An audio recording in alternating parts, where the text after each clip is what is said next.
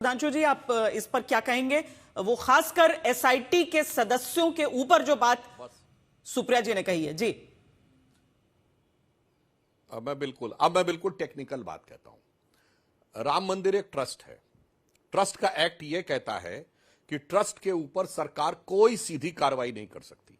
यह ट्रस्ट और सिग्निफिकेंट हो जाता है क्योंकि सुप्रीम कोर्ट के दिशा निर्देश पे बना हुआ ट्रस्ट है। और मैं सुप्रिया जी को चुनौती देके कहता हूं, एक प्रावधान, लीगल प्रावधान बताएं जिसके द्वारा ट्रस्ट के किसी सदस्य को सरकार सीधे हटा सकती हो। और मैं याद दिलाना चाहता हूं इन लोगों को, यही 2 महीना पहले ये लोग वो एनजीओ और ट्रस्ट जो धर्मांतरण और नक्सल एक्टिविटीज कर रहे थे, केवल एफसीआरए का नोटिस दिया था सरकार ने, यानी विदेश से जो पैसा आ रहा है उसका डिटेल जो उन्हें नियमानुसार देना चाहिए। अरे ये लोग उछल उछल के उनके बचाव में आ गए। अरे ट्रस्ट है, सरकार कैसे पूछ सकती है? सरकार को तो अधिकार ही नहीं है, वो तो प्राइवेट ट्रस्ट है। सरकार को तो पूछना ही नहीं चाहिए कि पैसा आया कहां से और गया कहां से। और यहां पर जबकि सरकार ने एसआईटी गठित कर दी, तो रिपोर्ट आने से पहले कहते हैं अमुक को गिरफ्तार क्यों नहीं किया, ढिमा को गिरफ्तार क्यों नहीं किया गया। चंपत राय जी का और अनिल मिश्रा जी का जो इस्तीफा हुआ, ट्रस्ट का लॉ यह कहता है कि ट्रस्ट के किसी भी आजीवन सदस्य का इस्तीफा ट्रस्ट की बैठक में ही हो सकता है, ट्रस्ट के 2/3 बहुमत के द्वारा ही हो सकता है। इसके अलावा कोई प्रावधान हो तो बताएं। अब आइए अगला पॉइंट कि ट्रस्ट की बैठक 6 जुलाई को क्यों बुलाई गई? इसलिए कि जो एसआईटी की पहली डेट थी वो 15 जून से 30 जून थी, यानी 30 जून को कार्रवाई खत्म होती तो 2 या 3 जुलाई को उनकी रिपोर्ट आती, तो इसलिए 6 जुलाई की रिपोर्ट लाई गई थी कि ताकि तब तक और भी जानकारी आ जाए, तो जो भी तथ्यात्मक विषय हो उस पर कार्रवाई हो। जैसे जैसे तथ्य आए तो एफआईआर हुई, और जिन जिन लोगों के बारे में यह भी लगा कि लापरवाही भी थी तो उन पर कार्रवाई हुई। तो मैं इसलिए पुनः यह पूछना चाहता हूं कि अब लीगल प्रावधान बता के जाइए कि सरकार कैसे ट्रस्ट में कर सकती है। और चुनौती से पूछता हूं, ये मंदिर के ऊपर एसआईटी हुई है, एक कोई दूसरा धर्म बताइएगा जहां एसआईटी गठित हुई। और नैतिक आधार की बात मैं आपके कैमरामैन से कहूंगा, जरा फोकस करिए इसके ऊपर। ये देखिए, मैं कोई नहीं बोल रहा हूं, ये मीडिया को कोट कर रहा हूं।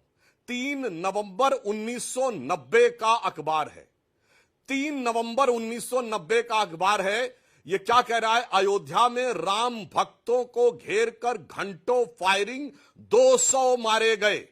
आज अखबार 3 नवंबर 1990, आगे क्या लिख रहा है? जलियांवाला बाग से ज्यादा बड़ा कांड, अयोध्या में राम भक्तों को घेर कर घंटों फायरिंग, 200 मरे। अरे शर्म आनी चाहिए जिन्होंने उन लोगों को मारकर और उन पे जश्न मनाया। ये तो श्वेता जी ऐसा ही लगता है जैसे जनरल डायर आके बाद में कहे कि नेशनल हेराल्ड केस में जो गड़बड़ हुआ है वो तो मुझे स्वतंत्रता संग्राम सेनानियों के प्रति इतनी पीड़ा है कि मैंने चुन चुन के गोली मरवाई थी। और मुलायम सिंह ने एलानिया कहा कि मैंने मरवाया, और भी मर जाते तो गम नहीं था।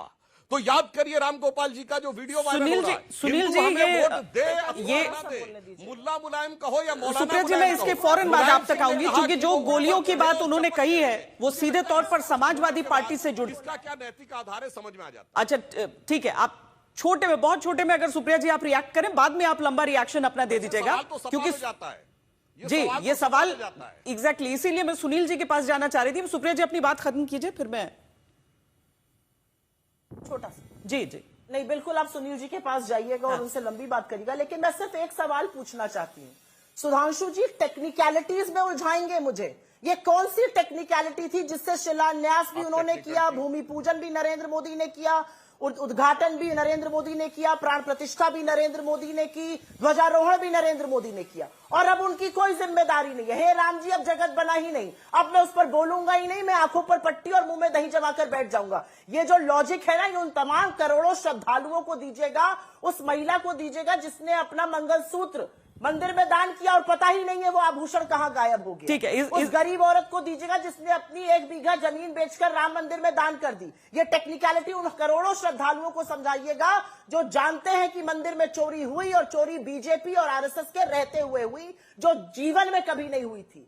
जो गजनबी ने नहीं किया वो आप लोगों ने लूट डाला। ठीक है सुनील जी पहले ये बताइए कि हम जब भी ये कहते हैं कि इतना पीछे पलट के मत देखो, तो कम से कम 90 उतना पीछे भी नहीं है कि लोगों के स्मरण में न रहे।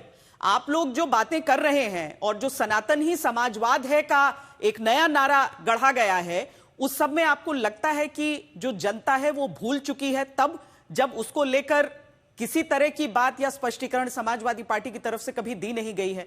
आप क्या कहते हैं योगी आदित्यनाथ के उस आरोप पर, जब वो कहते हैं कि समाजवादी पार्टी को कोई अधिकार नहीं कि वो बोले? देखिए श्वेता जी, मैं बहुत अनुरोध के साथ आपके कार्यक्रम में इस बात को कह सकता हूं कि हम लोग सनातनी हैं, हिंदू हैं, भगवान राम को मानते हैं, कृष्ण को मानते हैं, शिव को मानते हैं, देवी को मानते हैं।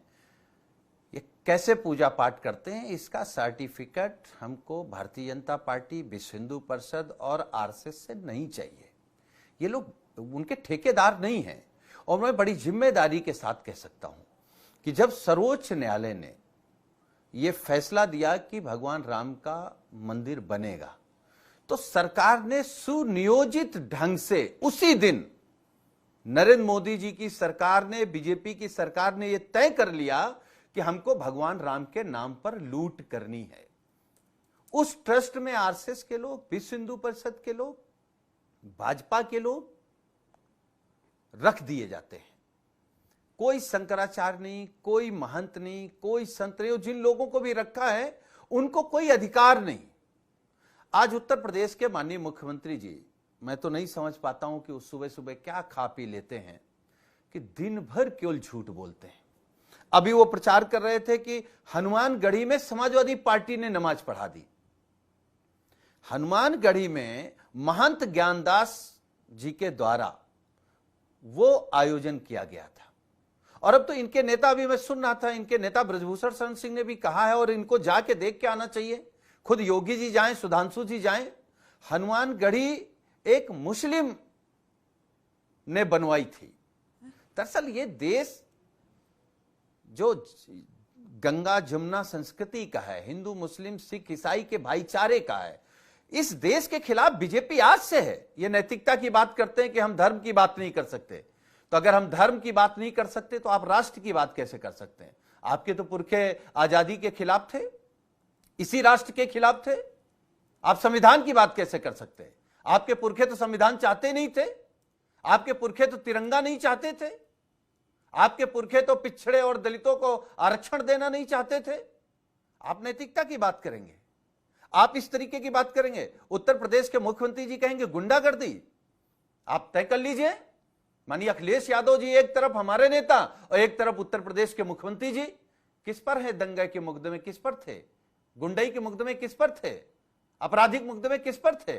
आप मुख्यमंत्री बन गए, खुद मुकदमे वापस ले लिए, आप ही जज हो गए, आप ही हाई कोर्ट, आप ही सुप्रीम कोर्ट हो गए। और आप कहेंगे कि गुंडई, समाजवादी पार्टी ने जो उत्तर प्रदेश में विकास की लकीर खींची है वो योगी जी आप छू नहीं पाएंगे। ये लोग झूठ बात करते हैं। अच्छा, ये क्या है? ये अभी भी चंपत राय बंसल को संत कहेंगे, अनिल मिश्रा को संत कहेंगे, ये गोपाल राव को संत कहेंगे, और जितने लुटेरे हैं हम तो आज तक के कार्यक्रम में कहेंगे, सुधांशु जी एक मंदिर बना लीजिए, वहां चंपत राय, अनिल मिश्रा, जितने भी लुटेरे हैं उनकी मूर्ति लगा लीजिए। अब भगवान राम के दर्शन मत करिए, आप लोग इन्हीं के दर्शन करिए। यही आपके वैचारिक गुरु हैं, यही आपके वैचारिक भगवान हैं। और ये सुधांशु जी, हनुमान जी को आप नचा देंगे अपने कार्यक्रम में, फिर बताएंगे ये अंगद जी हैं। ये गाय को भी अलग अलग तरीके से बताते हैं। ये अद्भुत हिंदू हैं। मछली खाने को कभी अच्छा बता देंगे, कभी गाय को कुछ बता देंगे, कभी हनुमान जी को नचाने के बाद उनको अंगद बता देंगे, भगवान राम का मंदिर लूट लेंगे और दूसरे से कहेंगे कि आप लूट पर बात करने की आपकी नैतिकता नहीं है। बहुत टेक्निकल बात कर रहे थे, तो आप बताइए कि टेक्निकल ये आरोपियों को कब तक आप पकड़ेंगे? और एसआईटी जो सुप्रिया जी ने कहा है, उन किसी भी बातों को मैं दोहराना नहीं चाहता हूं, लेकिन आपकी मंशा और उत्तर प्रदेश में योगी आदित्यनाथ जी और मोदी जी लगातार इस प्रयास में हैं कि असली लुटेरे न पकड़े जाएं। क्योंकि श्वेता जी, अगर एसआईटी की सही रिपोर्ट आ गई या सही जांच हो गई तो यह जांच बीजेपी मुख्यालय तक जाएगी, आरएसएस मुख्यालय तक जाएगी, अब तो विश्व हिंदू परिषद के मुख्यालय तक कोर्ट को रिपोर्ट देनी है ना। बड़े बड़े वैचारिक नेता हैं, ये सब जेल जाएंगे। नहीं, कोर्ट को रिपोर्ट देनी है। आपको लगता है कोर्ट से तो आपको सही न्याय मिल जाएगा ना? नहीं, ठीक बात। हाँ, तो अच्छा, नहीं मलूक नागर जी, ये बताइए कि एक सहयोगी होने के नाते आपको लग रहा है कि भारतीय जनता पार्टी की तरफ से जो इस पर कार्रवाई हुई है और जिस तरीके से एसआईटी है, अब आगे जो जांच हो रही है, जितने लोग गिरफ्तार हुए हैं, वो सही दिशा में जा रही है? आप लोग आश्वस्त हैं इस बात से? देखिए श्वेता जी, जांच जब शुरू हुई थी तो हम आपके टेलीविजन पे आके बिल्कुल साफ और स्पष्ट बोलते थे, जो भी जांच में दोषी पाए जाएंगे वो दुष्ट और पापी होंगे, और जो जांच में आए, एफआईआर हुई, जेल में डाला, आगे जांच जारी है, जो भी कहीं इंक्वायरी में आएगा उसे भी सजा दी जाएगी। और पूरी डिबेट में जो मैं देख रहा हूं, हमारे तीनों साथी घूम फिर के माननीय सुप्रीम कोर्ट में पहुंचे हैं, आप भी एक बार पहुंची हैं। अभी जांच जो चल रही है उसकी रिपोर्ट एसआईटी की सुप्रीम कोर्ट में जाएगी और सुप्रीम कोर्ट के द्वारा ही ये ट्रस्ट बना था। तो अगर सुप्रीम कोर्ट पे इनको विश्वास है तो अब तो इनका मुद्दा पूरा हो जाना चाहिए, और अगर इनको सुप्रीम कोर्ट में विश्वास नहीं है तो क्या ये संविधान को नहीं मानते? एक बात मैं और कह रहा हूं, सुप्रिया श्रीनेत जी ने एक बात कही कि पूरा अधिकार है सबको। मैं कह रहा हूं 147 करोड़ लोगों को, हर किसी को अधिकार है वहां के बारे में सोचने का, चिंता करने का, और जो चंदा में चोरी हुई है उसको जानने का, और वो सब जानने के सब अधिकारी हैं और सबको जानना चाहिए। पर एक बात तो क्लियर हो गई कि अगर सुप्रीम कोर्ट में मैटर पहुंचा, सबको जानने की बात है, सब सनातन धर्म से जुड़े रहना चाहते हैं, तो जिस माननीय सुप्रीम कोर्ट के आदेश से ये मंदिर बना है, उसी माननीय सुप्रीम कोर्ट के आदेश में कांग्रेस के कई बार के सांसद और कई बार के मंत्री कपिल सिब्बल साहब ने जो वहां एफिडेविट कांग्रेस का गया और उसमें भगवान राम को काल्पनिक बताया गया था, तो क्या आज चर्चा में सार्वजनिक रूप से उनकी माफी मांगेंगे?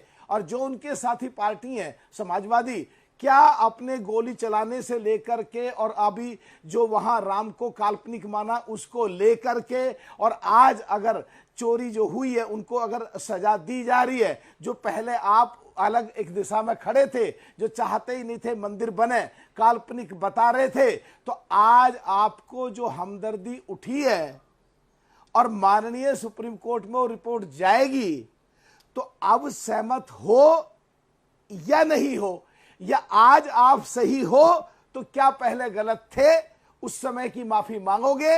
अगर उस समय आप सही थे तो आज आप, जब कांग्रेस 3 साल खाली रहती है, 3 साल के बाद उनका अध्यक्ष बनते ही वो सनातन धर्म के खिलाफ बोलते हैं, कुंभ का मेला सनातन धर्म से सबसे बड़ा पर्व होता है, डुबकी लगाए से क्या मिल जाएगा? सो कॉल्ड इंडिया गठबंधन की एक पार्टी जो साउथ से स्टालिन साहब सनातन धर्म के खिलाफ बोलते हैं, यूपी बिहार के लोगों से नाली साफ कराने सनातन धर्म के खिलाफ बोलते हैं, आपने उसको साथ लगा के रखा, तो क्या उसकी माफी मांगेंगे? अपने आप में ही इतने कंफ्यूज हैं ये लोग, इनको पता नहीं है कब खिलाफत करनी है, कब फेवर करना है, कब चुनावी हिंदू बनना है, जनेऊ ऊपर पहनना है, कपड़े के नीचे पहनना है, कब क्या मुद्दा उठाना है, कब क्या मुद्दा नहीं उठाना, जो जब जरूरत पड़ने में शूट करे उसी तरह कर दो। ये देश की जनता सब देखती है, सब जानती है, सब समझती है, और सब चीजों को आंख करके भांप करके आने वाले समय में सही माकूल जवाब देगी।